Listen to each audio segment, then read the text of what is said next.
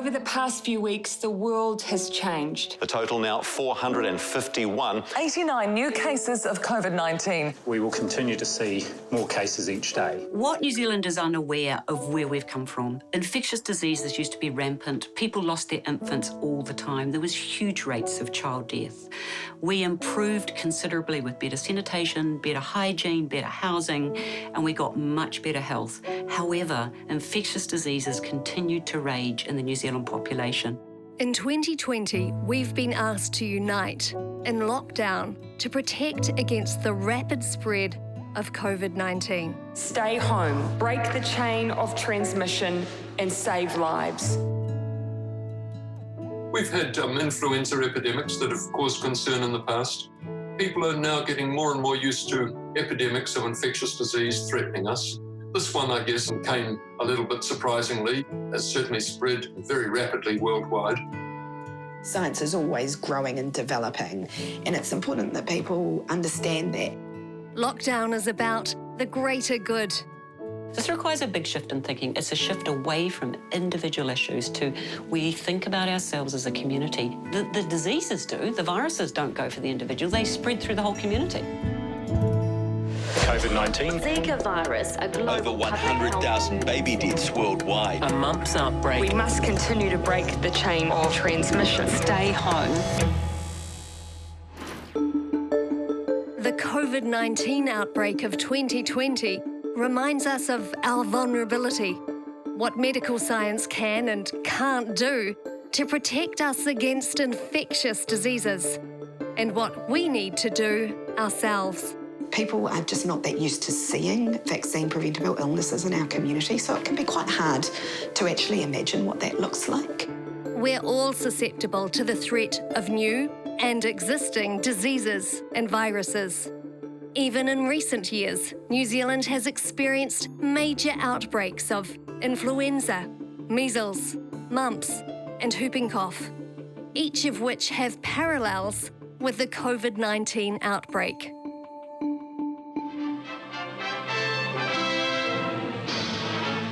In the all-out fight against polio, there were many years of struggle and heartbreak. Parents lived in fear of polio's sudden attack and the tragic aftermath. The polio epidemic of the 1940s and 50s stands out as one of the most devastating outbreaks in New Zealand's medical history.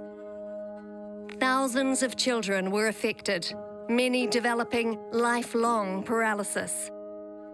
Schools closed in an attempt to halt the epidemic.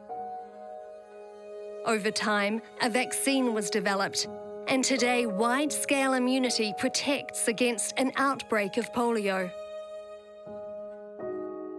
By the 1960s, New Zealand's Public Health Service committed to an ongoing community-wide vaccination program to give protection against a range of illnesses. What New Zealand is unaware of where we've come from. Infectious diseases used to be rampant. People lost their infants all the time. There was huge rates of child death. We improved considerably with better sanitation, better hygiene, better housing, and we got much better health. However, infectious diseases continued to rage in the New Zealand population. To keep epidemics at bay, experts believe we need to maintain the number of people receiving vaccinations. And while parents do have a choice about immunising their children, measles is now a preventable disease, thanks to its vaccine. New Zealand overall is doing really well with immunisation coverage. We used to be really bad. About 20, 30 years ago, we had really poor immunisation coverage. And we've improved really well over the last 20 years. So now we have around about 92, 93% of our infants fully vaccinated, at times nearly up to 95%. It's the misunderstandings, the confusion, the myths that can really get in the way. When you see your incredibly healthy young man lying there, not knowing whether he was going to live or not, was just awful. It was absolutely awful. And you've got no control. You're completely in the hands of the doctors.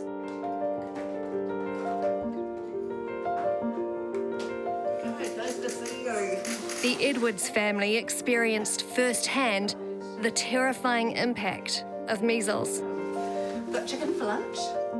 Son Cameron wasn't immunised and was 13 when he contracted measles. I'd never seen the measles before.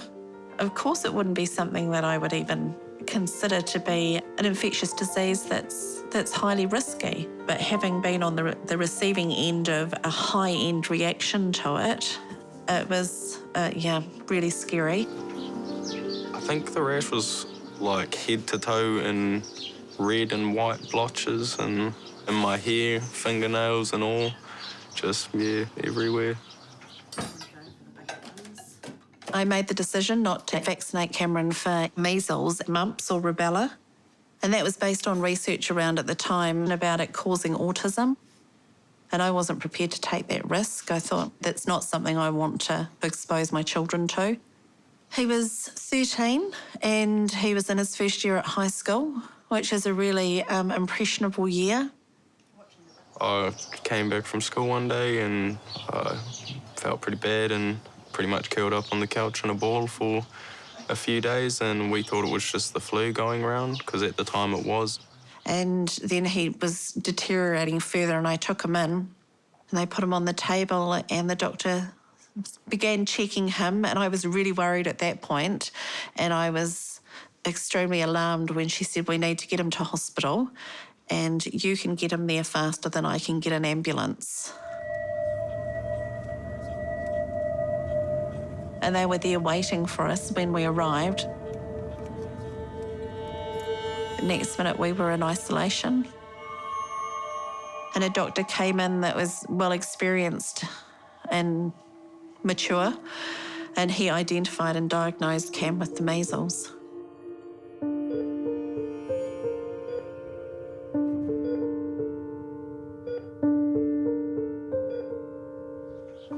I didn't realise how serious it was until more and more doctors started coming in, and then they were taking heaps of tests, and now they have 5 doctors at a time coming in and learning about it at the same time. Getting put into the isolation, it was bizarre. Never really seen it happen before, and here they are coming in wearing suits and masks and everything. I woke up and couldn't breathe much, and they put oxygen on me. That's when I realised how serious it was. I was more just scared that I might not pull through it, like I might not be strong enough and have the best immune system. They talked about brain damage from the severe state of measles and possibly even death, which was really scary. And when they put him on oxygen, they said that they had serious concerns for him. The pain was continuous. Didn't even have the energy to get up and go to the bathroom by myself. After that, it was just months and months of getting sick, almost 4 or 5 times a month, and barely being able to making like 2 days a week to school. When I look back on it, it's kind of like I'm just lucky because I actually survived it, and some people aren't so lucky. It was devastating. And to think that I was potentially responsible for that too, there was a lot of guilt around that because I hadn't revisited that information. Yeah. It is worldwide accepted that vaccinations are our biggest success in terms of preventing death and mortality in children. So measles has been an international scourge, right from hundreds, thousands of years. And you can see that in a country without a vaccination program, you just get epidemics of measles every year. Prior to a vaccination program, pretty well every child in the country catches measles. Now, people go, so what? That's not a big deal. They'll then get immune. But for every child that gets measles, around about 1 in 1,000, 1 in 2,000 will die. Around about 1 in 1,000, 1 in 2,000 will end up with significant brain damage. There is an issue really around the fact that lots of people have access to lots of information, and how can you tell what's good information and what's bad information? I think people are afraid of harming their children, At the basis of this is this protective love that we all feel for our children, and people are concerned and they've heard something that maybe, vaccines aren't as good as other people have said, or maybe there's something associated with it that they should worry about. They haven't seen firsthand or had that experience of how bad it can be when your child has an illness like measles or meningitis like we had in New Zealand a few years back. And other people have played on those fears, and that has influenced people's behaviour. But also people have got very good at organising and influencing other people. COVID-19 arrived thick and fast. But teams of experts working in our hospitals and at government level are continually monitoring any cases of infectious disease in our communities to prevent the spread. In 2017, Dr. Julia Peters and her team at Auckland Regional Public Health faced one of the worst outbreaks of mumps in more than 30 years. It's highly contagious and affects the salivary glands, but can lead to seizures and brain damage. They spent months tracking and monitoring cases to contain the spread. So I think we're up to, 872 cases for this calendar year? We're dealing with a large number of notifiable diseases, pertussis, meningococcal disease, TB. So we've got those coming in every day. We would be getting probably about 60 cases of mumps notified to us a week. 3/4 of our cases are either unimmunised or partially immunised. With the mumps outbreak, we had importations, so most of the people who came in with the mumps, or many of them, came from the Pacific, where there were outbreaks of the mumps. So it came into a vulnerable population, and it just, in a sense, despite our best efforts, it kind of took hold. COVID-19 is a new disease. If measles had not occurred in the world before, and if it turned up somewhere in the world, having come out of some animal and started spread, then we would have all been susceptible to it. And in the absence of a measles vaccine, everybody would have ended up getting infected with measles, or almost everybody in the world, and a very large proportion of people would have died. It might have been 10 to 20 to 30% of people would have died of measles. This is a respiratory illness very similar to others like flu. The difference is, of course, that there isn't any individual immunity to it. So with flu, you see it year in, year out, and you develop your individual immunity as you grow up through your life. Having said that, we always, every year, have quite significant damage from flu within our community. And I suspect we've just sort of normalised it and taken it for granted. And every year people do die of flu, and people are immensely surprised. But we have had respiratory illnesses like this with us all the time. It's just that this one has come in one big hit. So it overwhelms many individuals because we have no immune protection. But equally importantly, our healthcare services are suddenly dealing with it all at once. New Zealand has a free immunisation program that starts when babies are just 6 weeks old. It guards against a range of highly infectious diseases, including polio, measles, mumps, rubella, chickenpox, and whooping cough. Every country in the world has a national vaccination program. The World Health Authority recommends it because the science behind vaccines is, particularly the vaccines used in national vaccination programs, is overwhelming. After hygiene and water, vaccines are probably the strongest evidence base we have in everything we do in medicine. We don't want to sell our science on fear, but then how do you get people to visually understand what these diseases are really like? We've always thought about individual protection, and we've always thought my kid's vaccinated to protect my kid. And that's true, but actually the stronger gain is that my community is protecting my community. What we know, and measles is probably the clearest example of this, is we vaccinate enough of our population, we get rid of measles throughout the whole population, and then we protect those who are either unable to be vaccinated or didn't respond to the vaccine. Now, COVID would have the same argument. If we can stop the transmission of COVID enough, we are protecting our community. And there's a real ethical argument for New Zealand and for the world is that our community is all of us, not just healthy, well people. The MMR vaccination covers measles, mumps and rubella, delivered together in one vaccine. The Hughes family lost their baby son, Riley, to whooping cough, a highly contagious respiratory disease.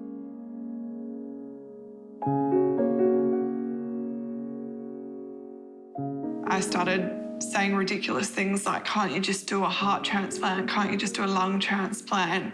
I was trying to think of ideas because I just didn't want to think that this was it, that this was over. You know, you get those little babies' first year books and you fill out, you know, their height and weight and all that. But this book is mostly unfinished.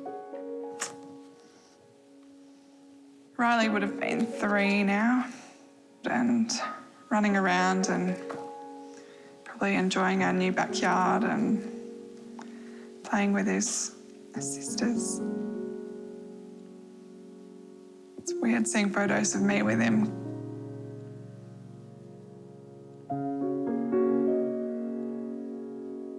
I just wish I could go back to that.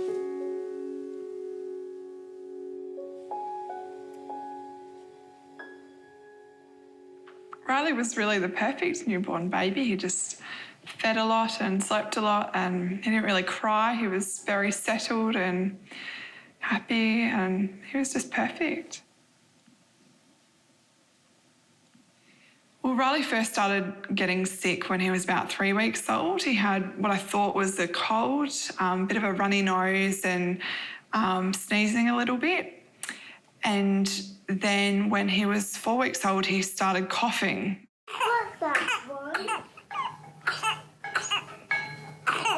Then that night, Riley didn't really want to breastfeed. He slept through the night, which was really weird for a newborn baby who, you know, I was so used to him waking up every couple of hours. So we made the decision the next morning to take him to the hospital and they swab tested him and it turned out to be whooping cough.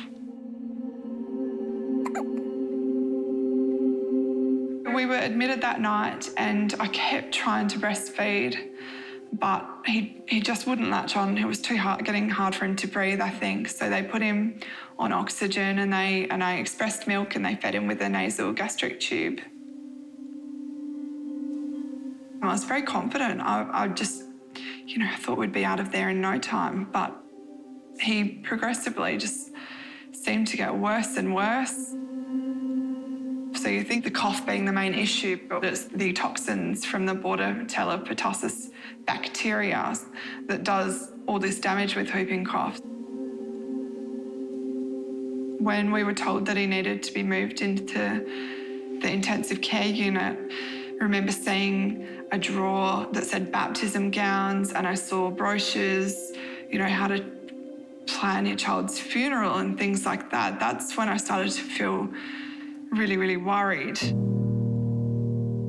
We decided to have him taken off the machines and placed in our arms.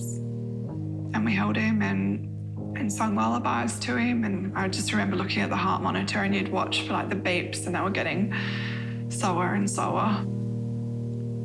And then he was gone and we were just left with this little tiny body in our arms.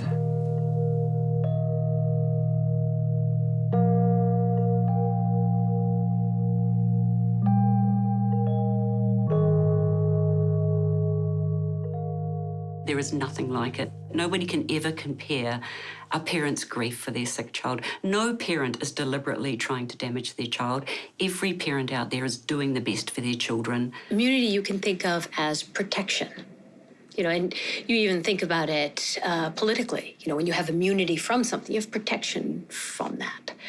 And for us, protection from disease-causing organisms or pathogens, that's our immunity. And it's something that we don't naturally have a specific immunity, but we have an immune response that can allow us to develop that immunity. We have a basic level of protection, which is your immune system will react to organisms that try to invade and set themselves up inside of us. However, you have another part of your immune system which can develop that recognition, that specific recognition, and remember it. So we say the immune system can have memory. And by developing that memory, it means the next time you are exposed to something, you can react much more effectively, more efficiently than you would normally. So in that context, that vaccine is giving you that first exposure, but a controlled exposure so that there's no disease. And in many ways, at least in the States, you go into the post office and all those wanted posters, they're all signs saying, ooh, this person is dangerous. And in a way, a vaccine's doing that because it's saying to your immune system, this is a dangerous organism. You might see it again, and this is what you need to do to protect yourself. So there's a lot of conversations that natural immunity is better than vaccine immunity. Now, the first thing is when you understand how a vaccine works, it's working through the immune system in the same way. You deliver it to the body, and then the body's immune system takes it up in the same way that it does with natural immunity. Now, natural immunity can at times be better. It can be broader because it comes in through the mouth, through the throat often, and you get a broader response, whereas a vaccine is just into a muscle. So sometimes the immune response is more narrow and natural immunity can last for longer. But of course, that means that you've survived the disease and not got damage from it, and you've got the immunity. In 2017, New Zealand's Ministry of Health declared a national outbreak of whooping cough. 1,315 cases were reported.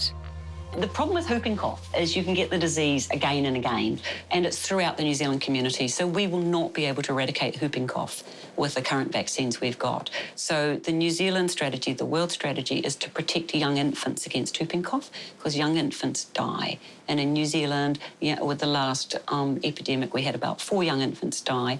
They were too young to have started their vaccination program. Boston was just 12 weeks old when he contracted whooping cough.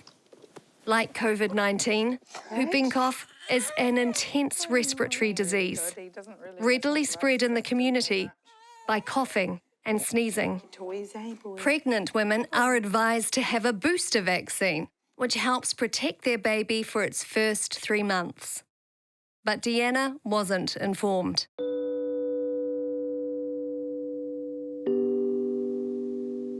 He was 12 and a half weeks old. He hadn't had a chance to have his 3-month immunisation yet because he wasn't quite 3 months. And we noticed he was just coughing a lot and vomiting, and there seemed to be a lot more mucus that was building up. He appeared to have stopped holding his breath and really struggling to get his breath back.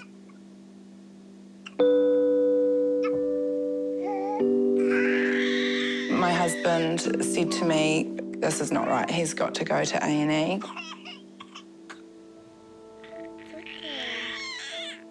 That night, he just got so bad, it was so scary.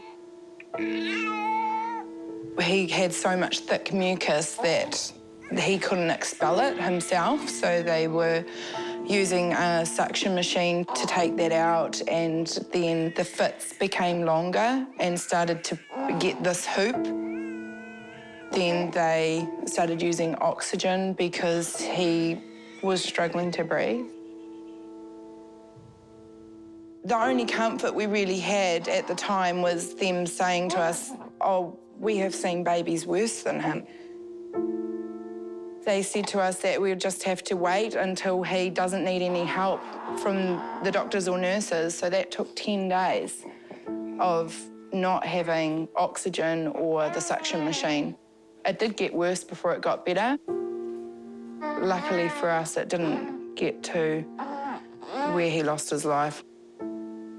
I guess the issue with pertussis is that it is particularly serious in children under 1. What we now know, we've got really good data, is that if you vaccinate in pregnancy, the mother's protection will pass over to the young infant. You get a lot of protection from your mother. So now we recommend strongly vaccinating in pregnancy, and the mother gets good antibodies. She passes those to the infant before they're born, and that if we vaccinate mothers, the newborn infants have very high levels of protection. So our whole strategy now is to protect young infants. We did previously think that if we could vaccinate people around them, we would protect them, but even vaccinated people can spread whooping cough.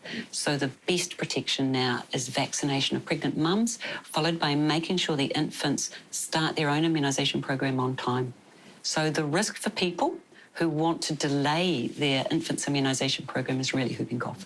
And we've got New Zealand data to show that your infant is 4 to 6 times more likely to end up in hospital with whooping cough if they start late. So that's why we want to start on time and not delay vaccination programs.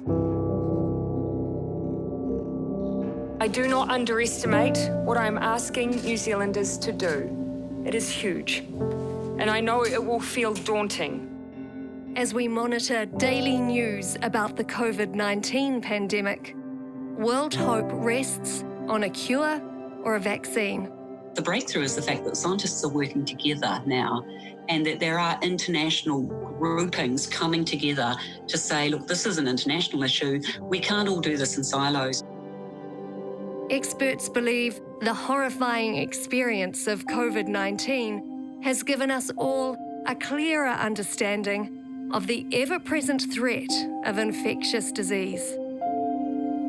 You cannot eradicate it unless you put up total barriers around New Zealand to the rest of the world. That is not going to happen. That is not feasible or realistic. So for all of us, it's about managing it for individuals, for our community, and looking forward to solutions that we come up with our science and technology that will ultimately help.